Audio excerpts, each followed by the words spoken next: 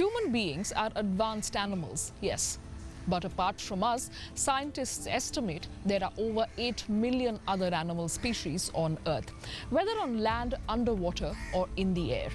Our activities are constantly disturbing the lives of these other species, be it by creating an imbalance in fragile ecosystems or by threatening them with extinction.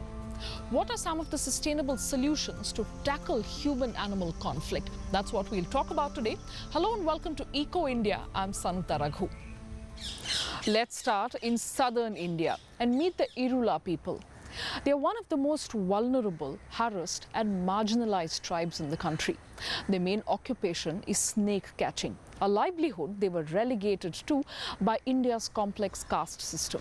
Since the 70s, conservationists have been working with the Irula people to preserve their knowledge and apply it to anti-venom production. How are the modern Irula navigating their role in the ecosystem they call home? Let's take a look.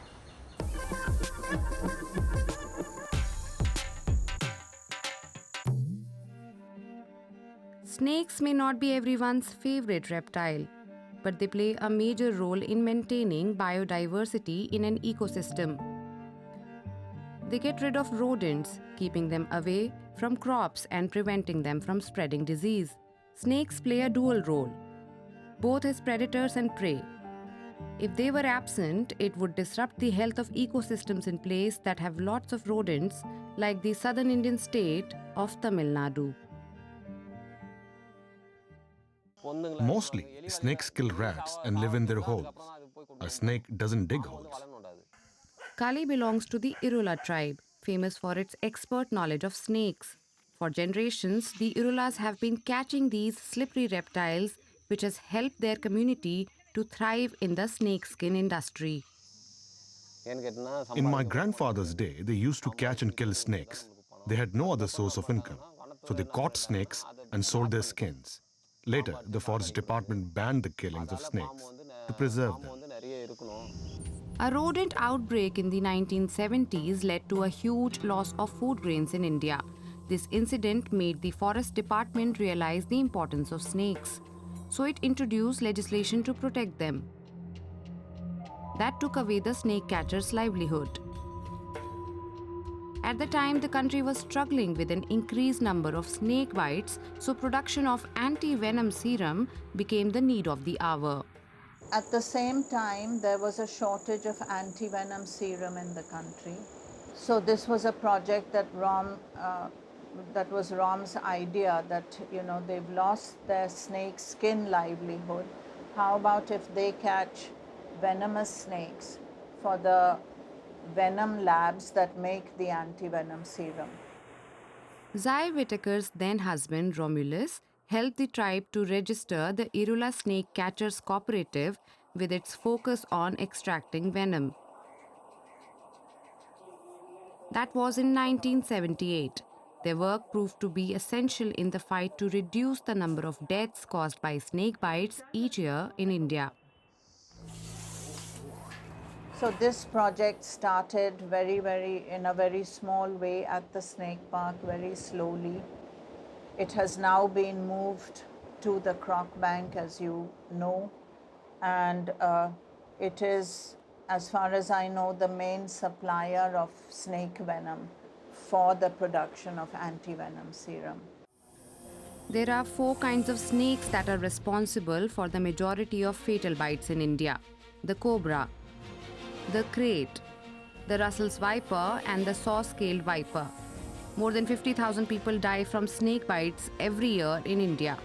So snake catchers like Kali play a vital role in mitigating snake-human conflict. The Irulas are issued seasonal licenses to catch poisonous snakes. They extract venom from them, for which they receive money from the government. But it's a dangerous way of making a living. After getting my license, I went out hunting. One time there were 2 cobras, a male and female. As I went to put them in a bag, one of them bit my leg. This incident caused Kali to slip into coma for a week, but he hung in there.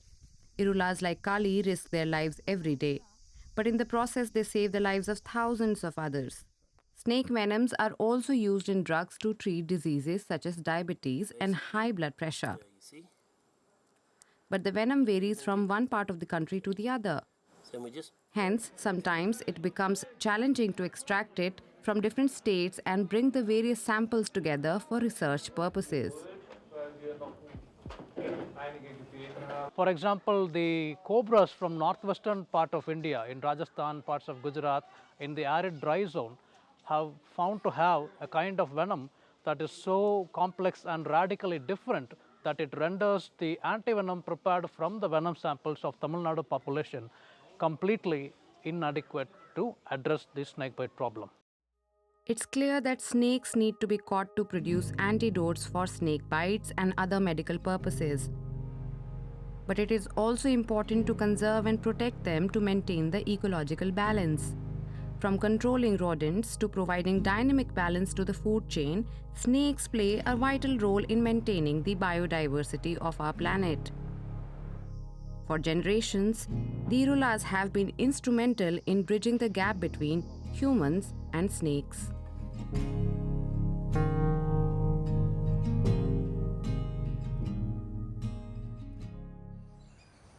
Now, snakes are scary, but they're an integral part of the food chain.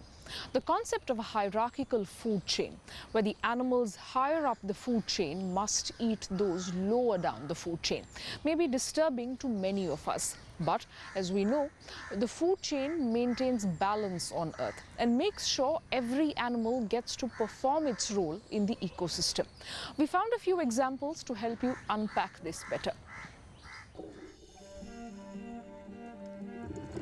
Gently floating jellyfish have inhabited the seas for 600 million years. These gelatinous creatures consist largely of water and are extremely adaptable. When they swarm summer beaches, they're quickly dubbed a plague. But they have an important place in the food chain, providing food for turtles and penguins. They themselves feed on plankton and microorganisms. When dead jellyfish sink to the seafloor, they take biomass and carbon with them, transporting nutrients to marine life in the deeper layers of the ocean. That also stops climate-warming carbon from escaping into the atmosphere. Cockroaches can also become a plague. These insects have completely adapted to life around humans, where they find food in abundance. Many people view cockroaches as pests and disease vectors, but they're also an important source of food for birds and small vertebrates. In their natural habitat, cockroaches feed mainly on dead plant matter and fruit. They make a vital contribution to the formation of soil, and their excrement is a valuable fertilizer for plants. Bats are also often undervalued. These nocturnal hunters eat small pests, and their presence allows farmers to cut back on the use of pesticides. Bats are also considered key pollinators, and their nitrogen-rich excrement, guano, is particularly sought after as fertilizer in agriculture.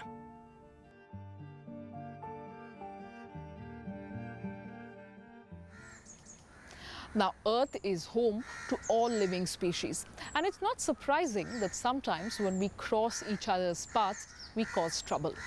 Conflict between species is as old as life itself. Take the example of a large group of wild brown bears that lives in northern Spain. They're often in conflict with the people who also inhabit the region. A group of conservationists is now working to improve coexistence between them. He must be here somewhere. Roberto Arta Sanchez is hot on his trail. Europe's largest predator is at home in the woodlands of northern Spain. There was a bear here, no doubt about it. No other animal would climb up a cherry tree and break off a branch just for the fruit. Roberto has proof. He works for a wildlife conservation association and has installed surveillance cameras in spots where bears visit frequently. He loves watching the behavior of wild bears when they're feeling undisturbed. See? There they are. That makes me so happy. It tells me this is one more place where the species feels at home again. Bears have died out in large parts of Europe. Here, they've survived. To people like us, that's wonderful. Even here in the Cantabrian Mountains, brown bears nearly became extinct. Today, there are about 300 of them in these parts, the biggest population of bears in Western Europe. But the numbers are problematic too. The animals have been entering people's properties in search of food. In Maria Sanriesco's garden in Rieo, one took an entire cherry tree. The bear came and ate everything. He didn't leave a single cherry behind. And we were just about to harvest them. Now it's too late. 90 kilometers away in Cisterna, a bear has been making daily visits to a restaurant storage room. The owner, Jose Gonzalez, filmed the bear trying to get into a barrel of old cooking oil. He says he'll store the oil in the garage from now on, but he also wants more protection. We've got to chase the bears away and see to it that they don't come into our village anymore. That's vital. Lots of children and elderly live here in the summer. There could be an incident. An incident like the one a few weeks before, when a bear took a 75-year-old woman by surprise and seriously injured her. Biologists operating a refuge for injured and behaviorally abnormal bears examined the case. They're convinced that confrontations with such serious consequences are very rare. Normally, bears run away from people. In this case, it attacked the woman because it felt threatened. The woman broke her hip during the attack and her face was injured. Bears are not aggressive or dangerous per se. That was an unfortunate encounter. Roberto and his association want to identify suspect bears and observe their behavior in order to step in if needed. The conservationist knows why the predators have lost their fear of humans. There's less and less farming in the villages. Meadows and pastures are reverting back into forests. So now, many villages are right in the middle of the woods. The bear isn't really exiting the forest when it approaches a village. It's staying in its habitat. It's important we take a closer look at what's really going on here instead of just blaming the animals for anything that goes wrong. To keep the bears out of the villages, the conservationists want to ensure that the animals find plenty of food far away from civilization. That's why Roberto and his colleagues are planting fruit trees in woodland clearings.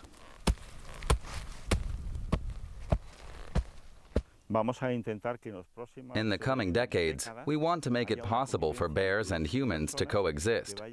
We want to sensitize people to the fact that bears belong here, just like we people do, and that conflicts are very rare. Raising awareness to dispel fear. The love for bears, it would seem, is all a matter of perspective and proper distancing. Conservationists are also trying hard to make sure the slender loris, a primate that lives in the rainforests of the Indian subcontinent, is not endangered. Discovered in the late 1700s, these nocturnal animals have been considered magical in parts of Tamil Nadu. And because of this, there is a grave threat to their lives, not to mention the imbalance in the ecosystem it would cause if they were to be wiped out. It is extremely rare to see this tiny nocturnal mammal. The slender loris lives in the top branches of trees. Unlike monkeys, they don't jump from branch to branch, but move slowly and carefully. And being extremely shy by nature, they are rarely spotted in daylight.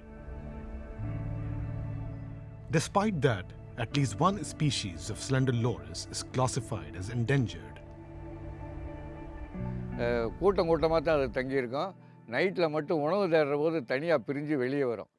They live in groups, but come out to hunt alone at night. On average, they only weigh about 300 grams and don't run fast.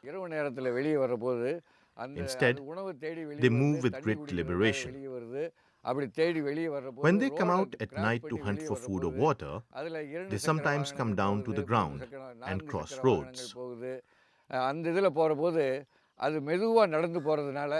Lots of bikes and cars fail to see them in the dark. And being a slow animal, they often get killed while crossing roads.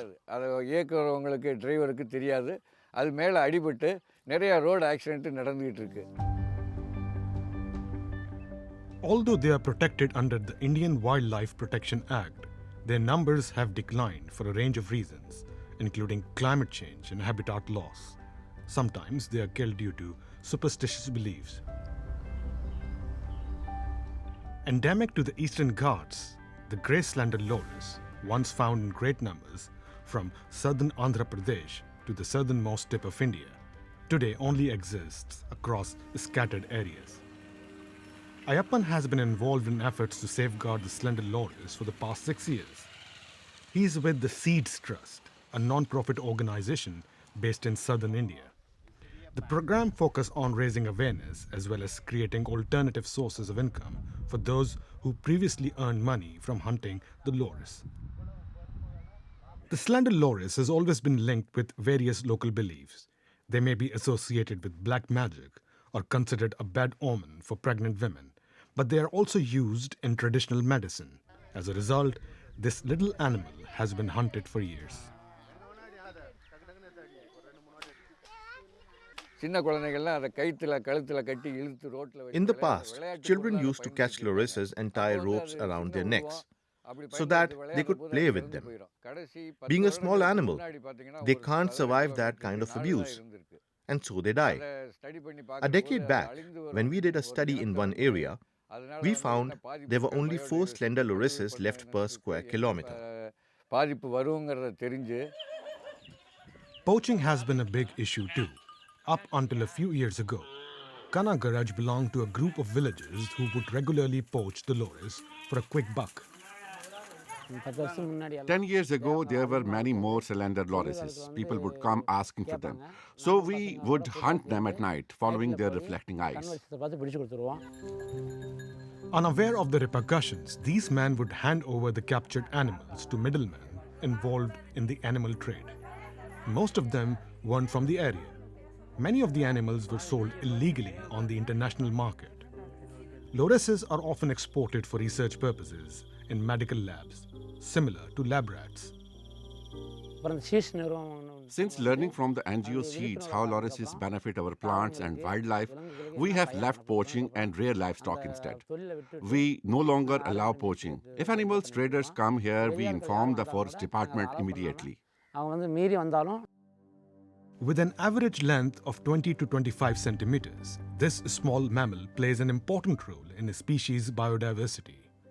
Feeding on the nectar of several kinds of flowers, slender lorises act as pollinators and seed dispersers, helping to regenerate plant life throughout their habitat.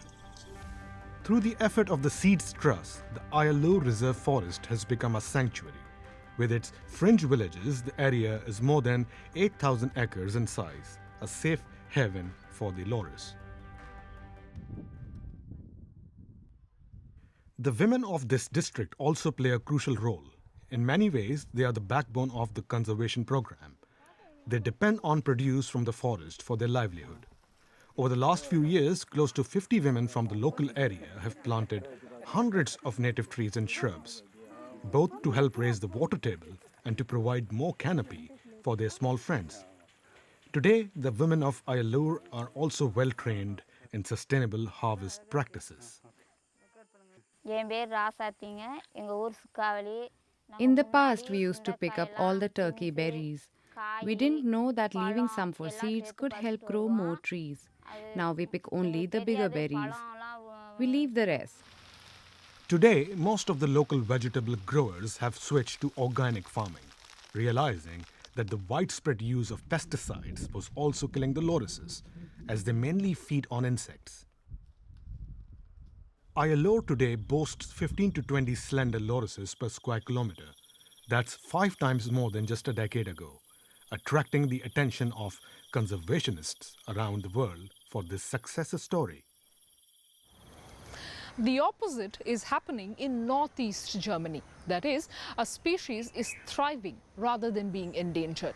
The rhea, large flightless birds originally from South America, have been growing steadily in the region for several years now. Let's take a look at their impact on the ecosystem. Over there, there's one. Thomas Teut has it in his sights. He's a farmer, and he often keeps an eye out for them in the area. What's out there? I can see one. I can't see the second one behind that hollow. Teut is no friend of the greater rhea birds. They eat his crops. They're always over that way on both sides of the road. The hungry birds are very fond of his rapeseed. No wonder. It's an energy-packed food crop. This is one of the plants they've bitten off. Look here, you can see how they've eaten the flowers. Also Pflanze ist auch relativ. Dann haben die da auch die Blüten abgefressen. The farmer says the greater rheas force him to plant 20% more rapeseed. The damage amounts to thousands of euros. A lot of people think they're wonderful, but we think the birds are great too. But when their feed is coming out of your pocket, it makes you mad. We farmers are used to dealing with a certain amount of damage from wild animals. But this is a pretty extreme case.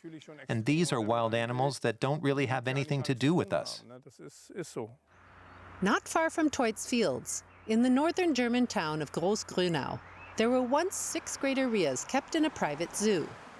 Then some 20 years ago, the gate was left open and the birds, who are native to South America, escaped from their enclosure and managed to breed successfully in the area. That makes them the responsibility of Ranger Mario Axel from the Schallsee UNESCO Biosphere Reserve. He and his colleagues count the greater rheas at regular intervals. As the result of that fateful oversight 2 decades ago, the bird's population has grown to 600 individuals. Whoever owned the animals back then clearly wasn't paying enough attention and wasn't too concerned after the fact. They probably assumed the situation would simply take care of itself. It didn't. The birds even braved the cold German winters and took up residence in the region. It's really just the local humans who haven't adapted to them. They still look unfamiliar to me. When you see the silhouette of one of these birds strutting along, to me it just doesn't really harmonize with the image I have of the northern German landscape. The rangers are trying to keep down the numbers of greater rhea, for example, by drilling holes into their eggs. But the birds just lay more of them. The rheas have no natural predators here. Unlike in South America, where greater rhea fall prey to jaguars. But the rangers in northern Germany hope the local wild boar will start to take an interest in the rhea's eggs. Once a boar tries an egg of this size, it'll be interested in finding more. And wild boars approaching the nest won't be scared off by a male rhea. They'll manage to eat the eggs. And now people like district hunter Heiko Funk are joining the effort to keep the rhea population in check. They've shot more than 200 of the animals, with official permission, of course. They are not trying to kill all of them. Funk is convinced that the rhea will continue to multiply. He says the clever birds are leaving the areas where they are hunted and counted. Counting the greater rhea in the monitored areas does not provide the real numbers of the population here. There are rhea outside the counting zones. Does he think they've evacuated the area? Yes, they've moved 20 kilometers further east. That's no big deal for them. Farmer Teut also thinks that the greater rheas are here to stay, in northern Germany and on his fields. Well, we can't chase them away. They run a lot faster than we do. We've tried scarecrows and things like that. They don't mind one bit. So there's no way to frighten them away. The greater rheas are certainly eye-catchers for locals and tourists. But perhaps before too long, the new natives will become a normal feature of this strange new world. Every living species has a role to play on Earth. A single break in the link can cause compounding harm. We're already seeing the effects of this in the last decade, be it the bees or the bluefin tuna or the bonobo. Species are hurtling towards a spot on the endangered or the critically endangered list. Think about that, and I'll see you again next week. Until then, goodbye and thanks for watching.